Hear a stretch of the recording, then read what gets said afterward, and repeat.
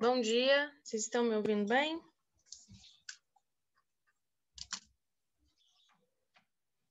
Vou esperar só mais um minutinho aqui, ver se alguém entra na aula, tá? Enquanto isso, eu vou abrindo aqui o material para compartilhar com vocês.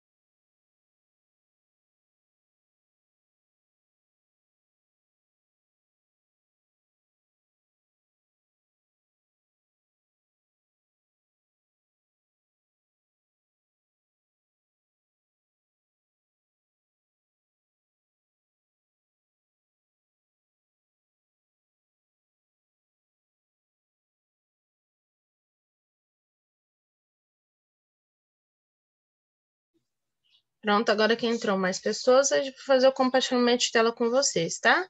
Todos estão me ouvindo bem? Ótimo. Tanto tempo que eu não vejo tantos alunos na aula de física.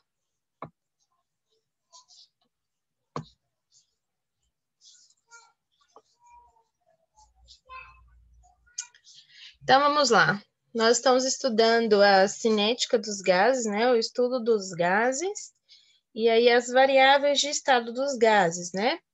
São as variáveis que vão definir a condição ou estado de uma certa massa de um gás, que é pressão, volume, temperatura. Vamos revisar, né? Faz tempo que a gente não vê isso aqui. E aí, ó, o que vai interferir? Além da pressão, volume, temperatura, a massa também, ela tem uma importância, que a massa de um gás é o número de mols que ele tem. Então, para especificar essa quantidade de gás, é comum a gente usar o número de mols. Um mol de um gás...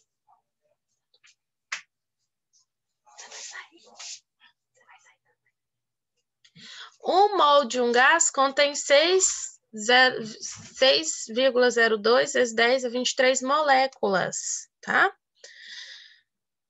Esse número é o número de Avogadro, né? Então, quando a gente diz que a massa de um mol de um gás ela é chamada de massa molar, a gente está querendo dizer que isso aqui, que é a massa dele dividido pelo número de mols, tá?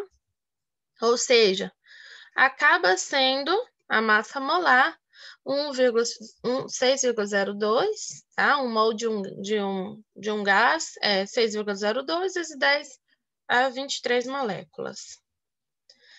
Segundo Avogadro, o volume do gás é proporcional ao número de moléculas que ele tem, tá? E isso não depende da natureza dele. Então, o volume dele é proporcional ao número das suas moléculas, tá bom? Então, seria isso aqui, ó. O volume, nós temos aqui 3 gases diferentes, né? Então, vocês podem ver que o volume deles é o mesmo e o número de moléculas também. A natureza desse gás não vai interferir no volume, tá? Dele.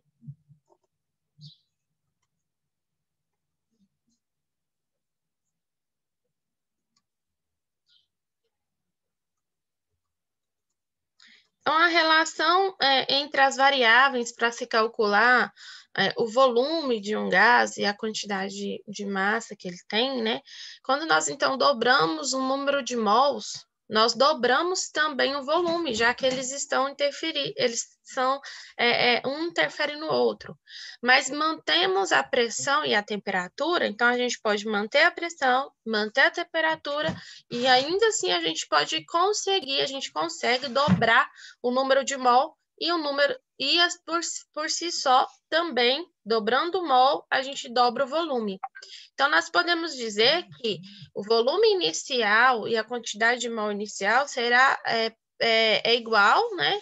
O volume final, que é o que foi dobrado, que é igual também o número de mols final.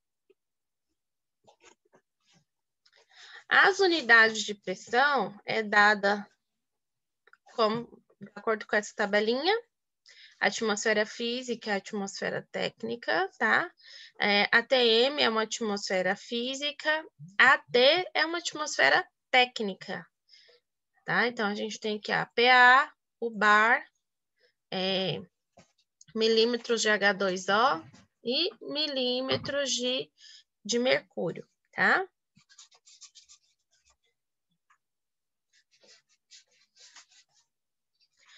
As mudanças, né?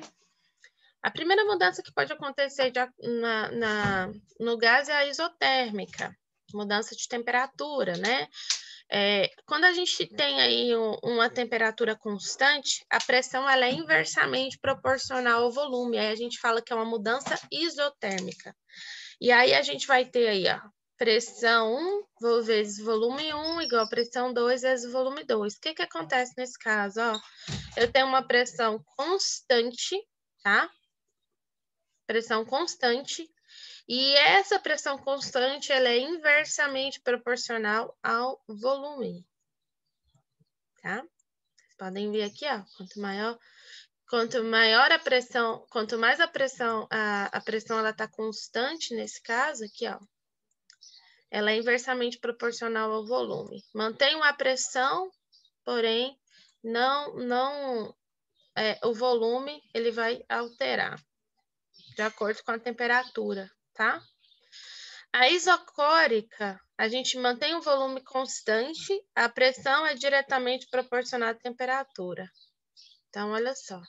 O volume nas duas imagens permanece o mesmo. Ele aqui está constante. Porém, a pressão ela vai se alterar de acordo com que altera-se a temperatura, tá? Então, podemos dizer que P1, pressão 1 dividido pela temperatura 1 será igual à temperatura pressão 2 dividido pela temperatura 2.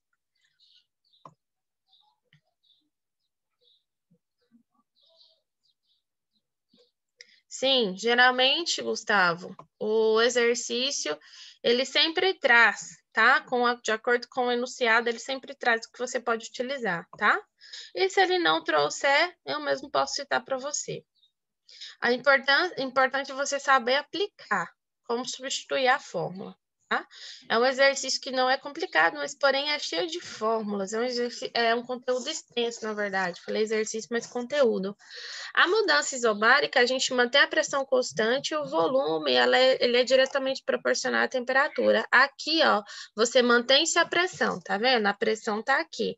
Porém, como o volume é diretamente proporcional à temperatura, a variação vai acontecer devido ao volume e à temperatura, e não à pressão. Então, nesse caso, a gente pode dizer que o volume 1 dividido pela temperatura 1 é igual ao volume 2 dividido pela temperatura 2. A pressão ela é a mesma. O que varia aqui, nesse caso, é volume e temperatura. Então, a mesma pressão, porém, eu tenho uma variação de volume devido ao aumento da temperatura. As curvas desses processos, né? A gente tem o processo isotérmico, processo isobárico e o processo isocórico, tá?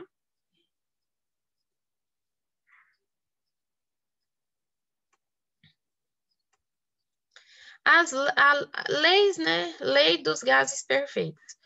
Então, não tem-se um gás perfeito na natureza, mas se intitula o gás ideal porque ele é semelhante, tá? Praticamente quase que igual ao que se encontra presente na natureza. Então, as variáveis que a gente utiliza para calcular, né, para utilizar a lei do gás perfeito é essa, é a relação entre pressão e volume, tá? Que vai ser igual ao número de mol vezes a constante do gás ideal, que é o R, vezes a temperatura. Então, ó, a pressão calculada em Newton por metros ao quadrado, que é a PA, volume em metros cúbicos, tá? Mol é mol mesmo. Constante do gás ideal é 8,314, calculado em joule por mol vezes a temperatura, que é Kelvin, tá? 1 mol de cada substância é 6,02 vezes 10 a 23. Então, é bem pequenininho, tá? Mas ela tá ali. Ainda tem um pouquinho dele. Não é zero, não, mas é pequeno. Então, aqui, a constante do gás ideal, 8,314 joule por mol por Kelvin, tá? E a temperatura sempre calculada em Kelvin, tá? A gente usa sempre a notação científica para ter a temperatura que é dada por Kelvin. Então, ó, se a gente tiver um gás numa condição 1, né? Nós teremos. Condição são aquelas condições que nós estudamos, ó. Mudança isobárica, isocórnica, tá? Isotérmica, essas são as mudanças, tá? Então, a primeira condição, segunda condição, tá? Terceira condição. Então, ó, primeira condição, nós tivemos o gás na primeira condição, nós vamos ter aí, ó, pressão inicial vezes volume inicial dividido pela temperatura inicial. Então, isso será igual. Então, essa primeira condição é essa, né? Pressão inicial vezes volume inicial dividido pela temperatura inicial, nada mais é que o número de mols dividido pela constante dos gases ideais. Supondo que o mesmo gás vai para uma segunda condição, ou seja, ele dobra a pressão dele, dobra o volume, a segunda condição seria pressão 2 vezes volume 2 dividido pela temperatura 2. Então, é igual também o número de mols vezes a constante, né, dos gases, do gás ideal. Então, posso dizer que o produto, né, do número de mols vezes a constante do gás ideal vai permanecer constante. E se ela permanece constante, o número de mols e o número de mols mais a constante dos gases ideais é constante, então nós podemos afirmar que a pressão 1 vezes o volume 1 dividido pela temperatura 1 vai ser igual a pressão 2 vezes o volume 2 dividido pela temperatura 2. Ixi, papai tá bem fora.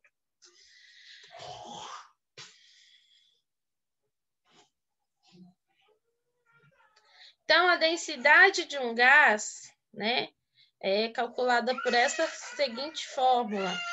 Como a pressão está relacionada ao volume, então isso vai ser igual ao número de mols vezes a constante do gás ideal vezes a temperatura. Só que o número de mols é calculado, né, a massa vezes a massa molecular, e a pressão é calculada pela massa dividido pelo volume. Então, a gente pode chegar numa fórmula final de que a pressão total, né, ou pressão parcial de densidade desse gás é a pressão vezes a massa molar dividido pela constante, tá, dos gases ideais vezes a temperatura. Então, tudo isso daqui, ó, podemos fazer que pressão vezes volume é igual a massa vezes a massa molar, que é tudo isso dividido pela massa molar, tudo isso vezes a constante dos gases vezes a temperatura, nada mais é que no final isso daqui, ó, pressão vezes a massa molar dividido pelo constante dos gases ideais vezes a temperatura.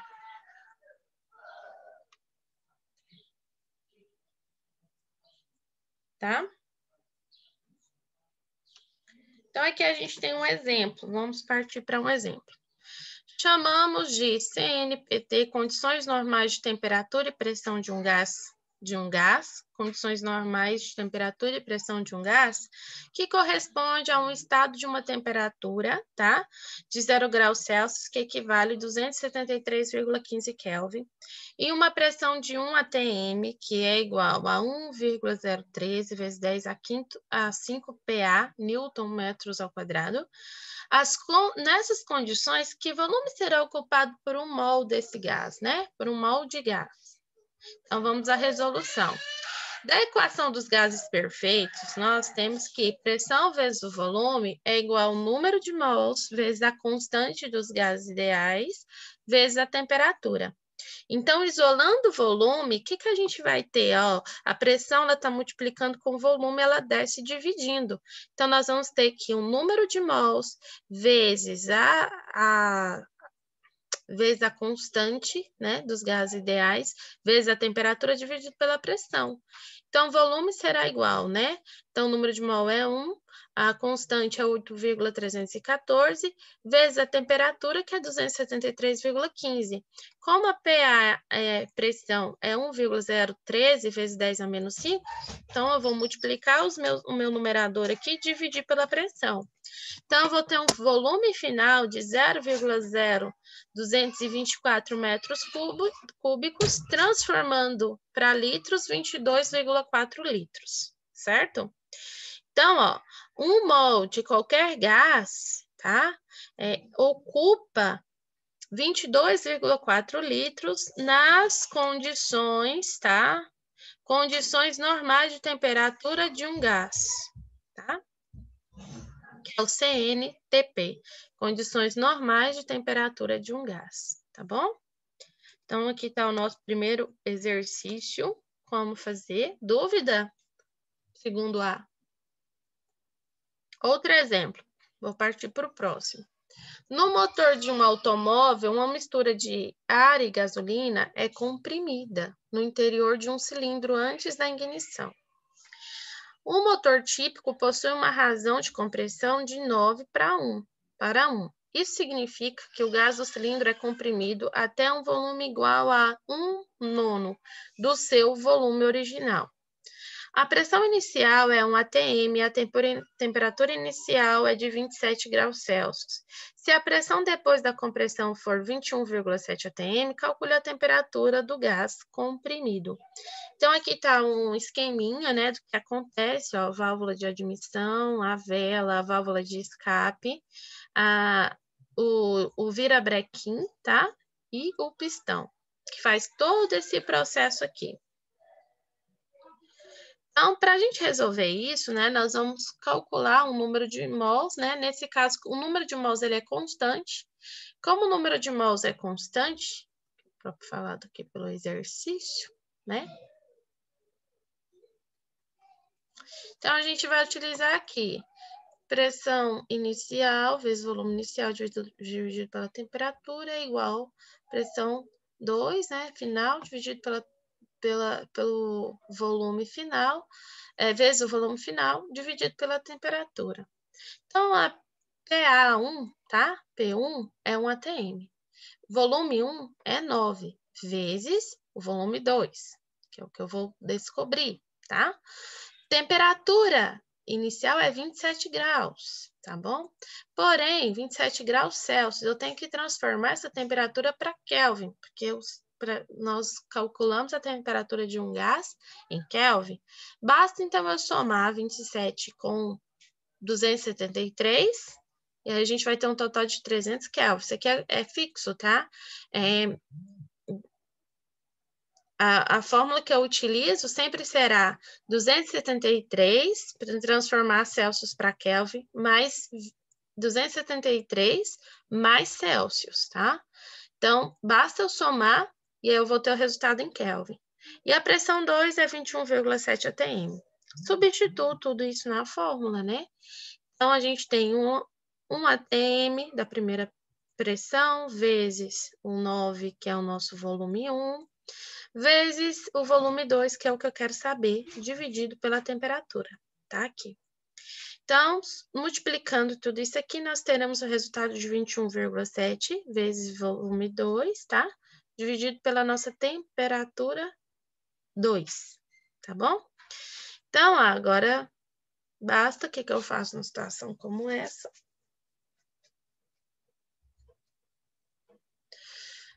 Isola minha temperatura 2, com isso eu descubro quanto vale o meu... Vou ter 21,7 vezes 300 dividido por 9, tá? E aí eu vou ter uma temperatura 2 de 723 Kelvin, ou, transformando isso para Celsius, 450. No exemplo 3, um tanque típico usado na prática de mergulho tem um volume de 11 litros e pressão manométrica quando cheio, igual a 2,10 vezes 10 elevado a 7 PA. O tanque vazio contém 11 litros de ar e 21 graus Celsius em 1 atm. Lembrando que 1 atm é 1,013 vezes 10 elevado a 5 PA, tá? Quando o tanque é cheio com ar quente por meio de um compressor, a temperatura é de 42 graus Celsius e a pressão é igual a 2,11 vezes 10 elevado a 7 PA. Qual foi a massa de ar adicionada no tanque? O ar é uma mistura de gases com cerca de 78% de nitrogênio, 21% de oxigênio, 1% dos outros gases, e a sua massa molar é aproximadamente de 28,8 gramas por mol, ou 28,8 vezes 10 a menos 3 quilogramas por mol.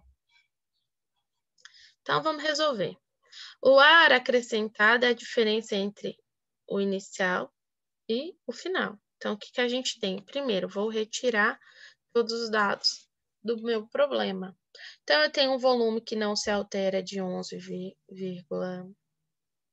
litros, né? Um volume de 11,0 litros, 11 litros. Eu tenho uma PA inicial de 1,03 vezes 10 a 5, uma temperatura inicial de 294 kelvins, tá? É igual eu disse para vocês, basta eu pegar 273 e somar com Celsius. Então, somando com 21, 294.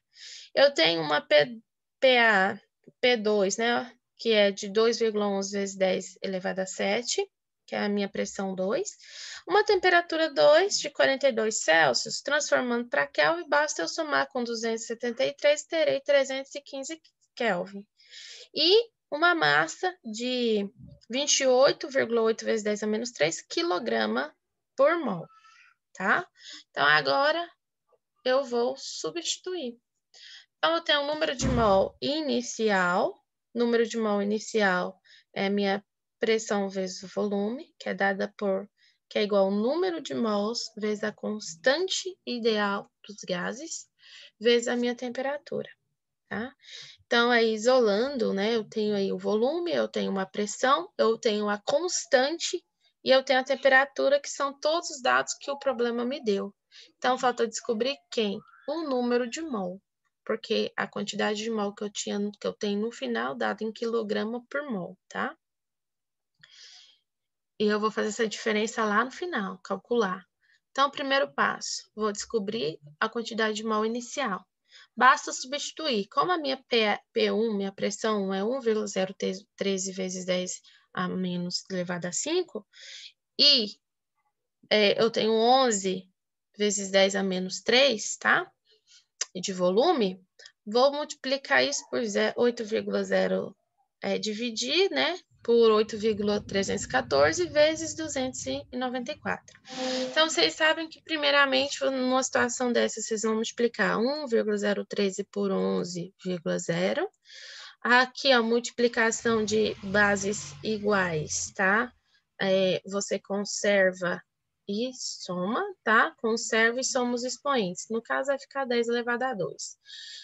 E aqui você multiplica para poder fazer a divisão. Então, pegando todo esse resultado do numerador, dividindo pelo denominador, vou ter uma quantidade de mol de 0,46 mol. Então, o número de mols no final, ele é calculado, o número de mols vezes a pressão vezes o volume, dividido pela constante ideal dos gases vezes a temperatura. Então, eu vou substituir de novo essa minha segunda conta, tá? Então, 2,11, que é a minha segunda PA, vezes 10 elevado a 7, vezes a quantidade de volume que eu tenho de 11,0 vezes 10 a menos 3, dividido por 8,314, que é a minha constante ideal dos gases, vezes a temperatura, que é a temperatura 2 a 315. Resolvendo esses cálculos aqui, eu vou ter um número de mols no final de 88,6, tá? Então, o que eu vou fazer agora? A diferença entre eles. Então, tem um número de mols adicionados, tá? E aí, número de mol que foi adicionado. Para mim saber a diferença, eu vou pegar o final, subtrair do inicial. Então, 88,6 menos 0,46. Então, o número de mols adicionados foi de 88,1 mol. E a massa correspondente, agora sim, eu tenho toda a quantidade de mol, posso calcular a massa correspondente. Aí eu vou ter a massa dividido pelo número de mols, tá? Massa molar dividido pelo número de mols. Então, isso vai ser igual, ó. Seria como se eu tivesse isso aqui, ó. Massa vezes o número de mols, que vai ser igual, né, a minha massa aqui que eu estou querendo descobrir. Então, multiplicando isso aqui, ó, nós vamos ter 28,8 vezes 10 a menos 3, vezes 88,1, que é o número de mol no final. E aí, eu vou ter a minha massa no total, gente, de 2,54 quilogramas, tá? Então, esse é meu resultado final para a minha pergunta, tá? Então, eu tenho a massa no final aí, que é 28,8 vezes 10 a 3, menos 3 quilogramas. Só fiz a substituição aqui, ó. 28,8 vezes 10 a menos 3 quilogramas, multiplicado pelo número de mol que foi adicionado, que é 88,1. Então, a massa final é de 2,54 quilogramas. Então, é isso. Então, assim, são várias fórmulas. Tem exercício que vai ser como esse. Ele te deu, você vai interpretar o exercício, retirar todos os dados e fazer a aplicação de fórmula. Como vocês não precisam decorar a fórmula, exercícios que eu passar para vocês, eu dou a fórmula que você tem que utilizar, basta você aplicar, tá? Outra coisa que eu quero falar com vocês, meninos, é que toda semana vocês vão ter atividades postadas lá no Classroom, não só da minha disciplina com vocês, que no caso é física, mas de todas as outras disciplinas. É só para o segundo B que eu dou geometria e física. Então, eu quero que vocês fiquem atentos, olhem lá na plataforma. Quem não tem esse hábito de olhar, passe a olhar, porque aquela nota que eu fico cobrando de atividades, né, que a gente realiza juntos no caderno, serão essas atividades que estarão postadas lá na plataforma. Toda semana vai ter uma de física, então, por favor, façam. Vocês vão ter a semana toda para realizar, vou estar fechando só no final de semana e postando, preparando uma nova atividade para a próxima semana. Tem alguém que já acessou o Classroom essa semana, já observou essas atividades?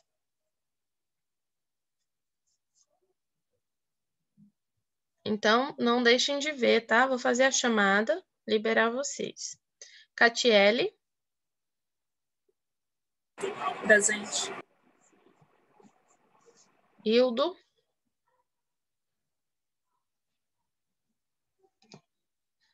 Hildo, tá aí? Maria Eduarda. Presente. Se você não tiver com o microfone bom, escreva para mim aqui no bate-papo, porque eu tô sem a folhinha de chamada, então eu tô escrevendo seu nome aqui no meu caderno, tá? De anotações. Então, se você mandar, às vezes, um emoji, um sinalzinho para mim, talvez eu não veja, tá? Que eu estou anotando. Entendo, Catiele. Jonathan Robson, mas quando vocês escrevem, eu vejo. Presente. Jonathan Robson? Presente.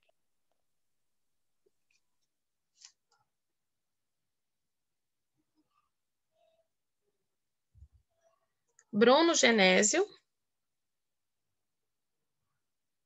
Presente. Kaique.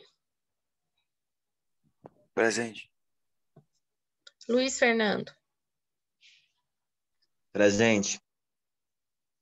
Então é isso. Vocês têm alguma pergunta, dúvida?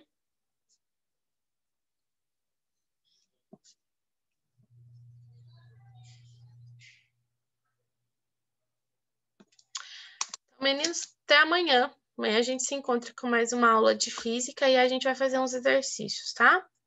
Sobre esse conteúdo aí para praticar um pouco. Tenham um bom dia, uma ótima tarde. Até amanhã. Tchau, tchau.